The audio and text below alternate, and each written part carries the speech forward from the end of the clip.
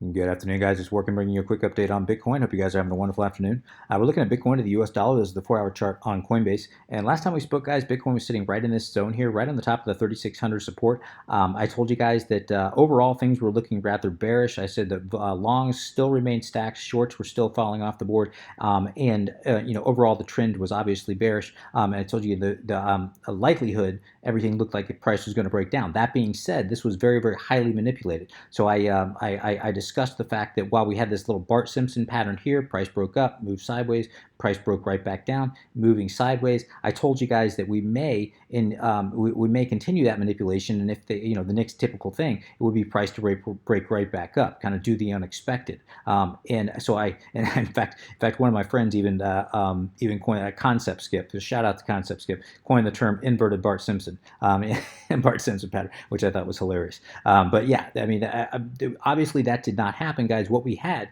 was, TA took over, cooler heads prevailed, and overall, as the trend was bearish, price broke down. That being said, I told you if price broke down that there was not a lot of support between 3,600 and 3,400, that it could very quickly drop into about that. Whoop, sorry about that, guys. Could very quickly drop into that $3,400 range.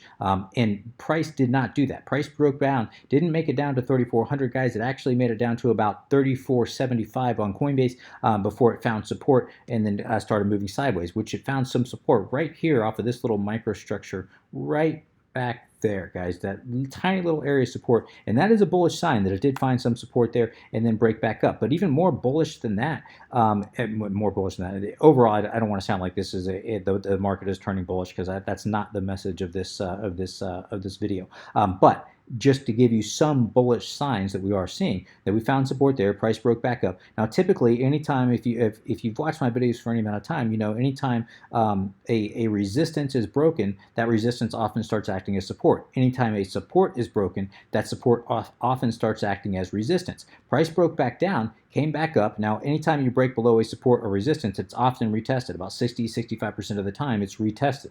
So more often than not, it's retested. So it's no surprise that price broke back up to retest what was support to see if it'll start acting as resistance, and it did not.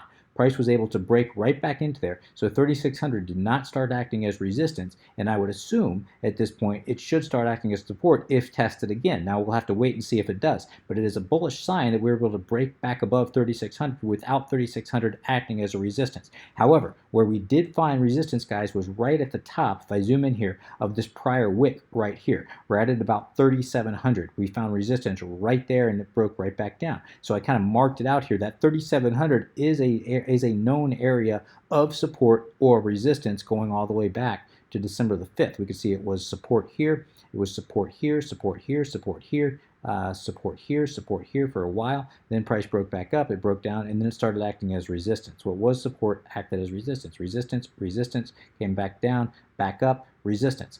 So this is a known area of resistance. So why am I pointing that out? I'm pointing that out to say, if this thing is going to have any legs, I want to see us decisively break above 3,700, and then have 3,700 start acting as support, or just decisively break above it. But obviously, guys, these are the things I'm watching. I'm watching to see if we break back down, if 3,600 does start acting as support. I'm watching to see if we can take out this prior high of this tiny little microstructure here, so break above 3,700 decisively. That'll be another little win for the bulls. And obviously, overall, we need to break out of this $3,800 to $3,600 area and break above 3,800. If we can get above 3,800, guys, again, that'll be another win for the bulls. But overall, what I'm looking at, guys, if I zoom out here to the daily chart, is the same thing that I've been looking at every single time I've given you guys TA, and that's this overall structure that we created since price broke down from that $6,000 range. And if we go swing high, swing low from that overall structure, as I've pointed out numerous times, we can see that there's a lot of resistance right there at that golden pocket. That golden pocket is between the 618 Fibonacci level and the 65 Fib level.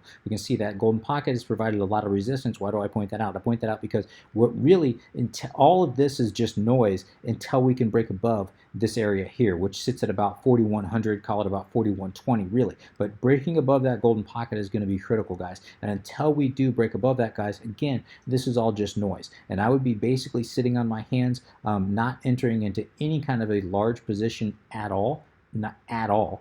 Again, not financial advice, just my opinion. I'd be waiting for a decisive break above here, guys, and obviously preferably with volume. Right now, volume is still extremely weak. We're sitting at about five. Oh, let me refresh it, guys, so I have the most recent data.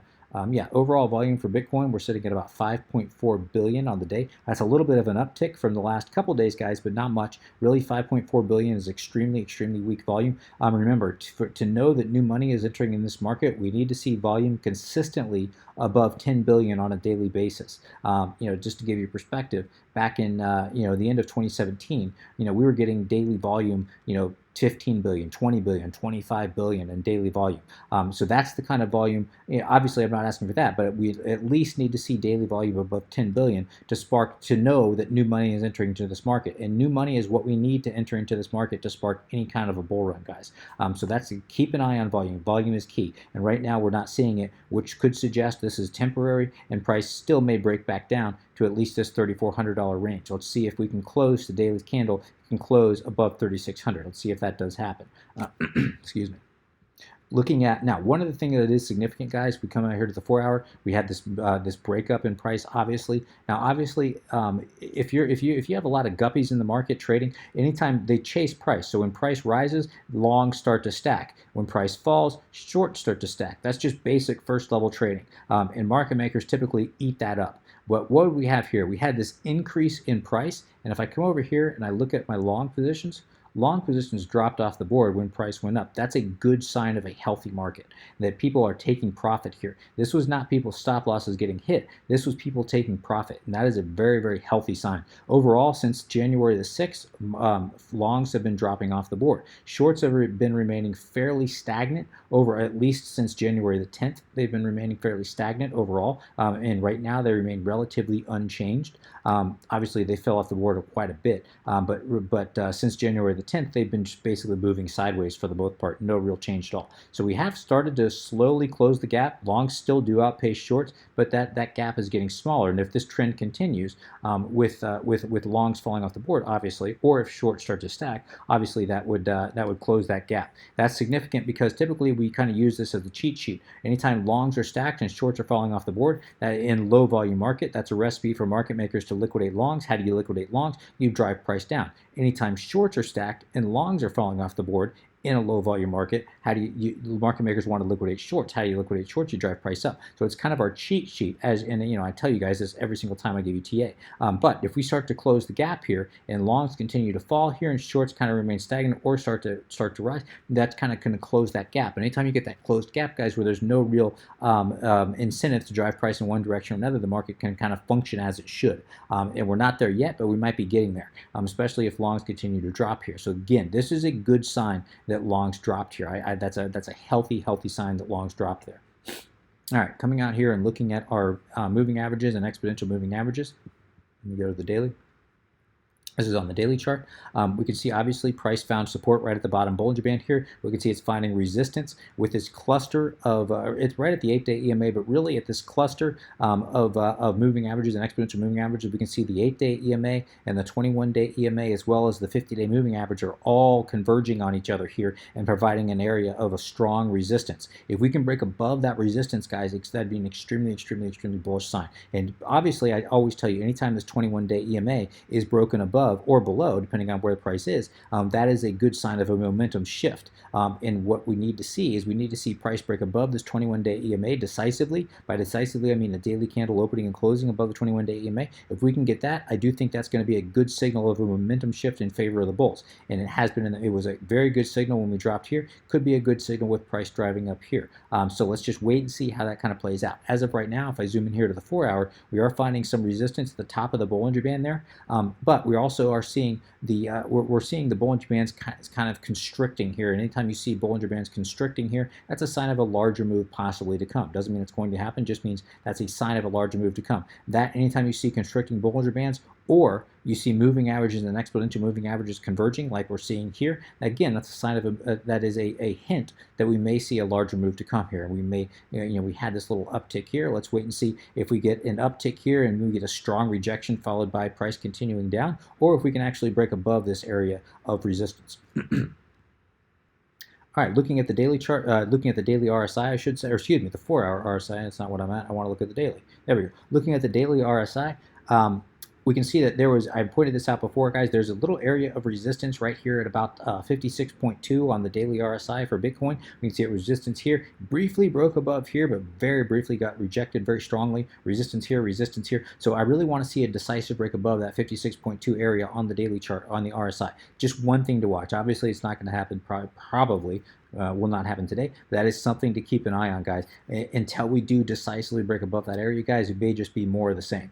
So kind of, that's just one thing I want you to file in the back of your head as you're watching the overall market here. So watching the overall market, guys, again, things I'm watching, I want to see a decisive break above 41.20, that golden pocket. Until that happens, this is all just kind of white noise and possibly just temporary. I want to see a massive increase in volume, guys, which we're not seeing yet at all. And if we do break again below this 3,600, if we come back down and retest this area, I do think, again, it could be a very quick drop to that 3,400 to 3,250. I will consider adding to entering into a very small scalp trade if we do drop into this zone here between 34 and 32.50, expecting a little bit of a bounce, but I will be in and I will be out extremely quickly, guys. It's not something that I will hold at all. So just kind of want to give you kind of an update of what I'm thinking trading wise, guys. And possibly add to my long position here. I'll have a very tight stop loss. Where I'm going to get extremely interested in Bitcoin is if we come down to this area here between 3,000 and 2,800, 2,850. I'll definitely add to my long position if we ever get down here. Not saying we're going to, just think it's just something I'm keep in the back of your head if we do ever get down here. Make sure you have a plan, guys. Always make sure you have a plan. Until then, guys, we may just be trading within a range. We'll have to watch the volume, watch longs versus shorts, and then react accordingly. So I'm going to go ahead and wrap things there, guys. If you have any comments, questions, suggestions, please leave them in the comment section below. As always, would appreciate an upvote if you have enjoyed this content. Until next time, guys, please trade safe. Take care of yourselves. This is Working. Signing out.